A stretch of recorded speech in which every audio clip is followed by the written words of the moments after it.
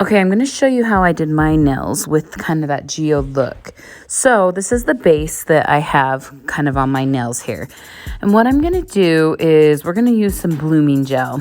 One of the tricks with this blooming gel is it's kind of thick. So you want to wipe off a little bit and then lay it down quite thin. You don't want it to flood, and you're adding product on top. So I'll even scrape some off and lay it really thin, and I'll almost angle my brush to the side and press so it doesn't run into the cuticles. And then it will self-level as it sits there. Then what we're gonna do is we're gonna take the colors I use. So I use these 3 colors from Luxa, and those 2 are pretty close, so I put the purple between. This one's Hard Candy. I'm gonna take it and make a little palette. So just kind of like a little line. I'm not brushing it in, I'm kind of dabbing it thick so it's a little raised. Then this one is Purple Crush. And I'm gonna take it and I'm gonna touch it and kind of bounce it along so it's actually touching the color, but it's not actually getting on my brush. If it was, you would just wipe it off.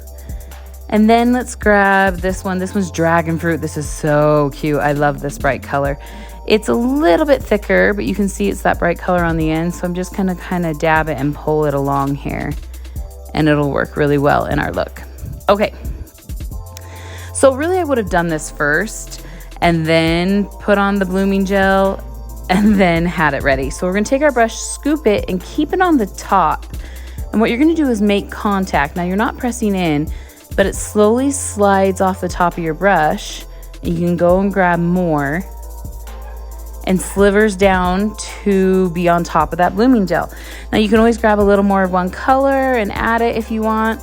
Some people will go through, like, see how it's just on the top of my brush? I don't need to add more here, so I'm gonna wipe it off. Some people will go through and wiggle and squiggle the palette down here before they go, and you could totally do that. I just wanted it to be like this in bloom. So I'm gonna wipe that up and I'm gonna cure it.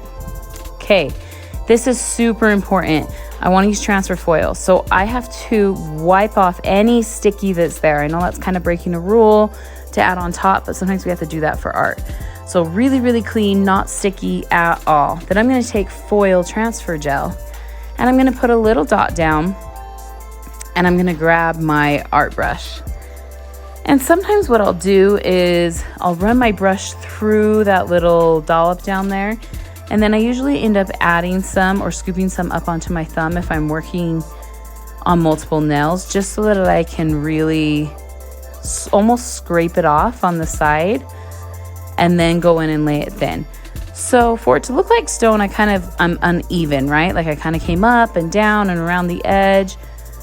Here I'm gonna go up, make it uneven, wiggle, come out, come in. Make sure you've added enough that it can actually cure and have some. And once it's where you like it, we're gonna cure it. Then take your transfer foil, press it down really, really, really, really hard on all your edges and peel up. And there we go. Isn't that so dang fun? Now here's a tip. Foil can get peely if the top coat wears down. So I'm taking one of my thicker bases of gel polish and I'm actually capping it in that, and I'm going to go ahead and cure this.